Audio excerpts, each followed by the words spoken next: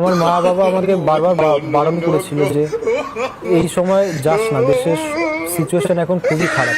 আমি তাও বলেছিলাম না, ওখানেও তো আমাদের মতন বাঙালি থাকে, তো আমাদের মতনই মানুষ, কে কি করবে, কিছু হবে না, বিবাদ তো শুধু সরকারের। কিন্তু যখন ওরা আমার মাথায় পাথরটা মারলো, আমার একটা কথাই মনে পড়লো, আমি যদি এখন না বাড়ি ফিরতে পারি বেঁচে, তাহলে আমার আমার জল খাও, তুমি জল খাও, আমি বুঝতে পারছি। তুমি জল খাও। আহ, শুধু হিন্দু বলে, ভারতীয় বলেই অ্যাটাক। আমাকে তো ওইটা ছিল ওরা মারছিল যে ভারতীয় হিন্দু, ভারতীয় হিন্দু, সেই জন্য আশেপাশের কোনো মানুষও সাহায্য করতে আসলো না। কারণ এখানে আমি দেখতে পাচ্ছি কিছু দিয়ে আঘাত করা হয়েছে ধারালো, এখানে আঘাত দেখতে পাচ্ছি।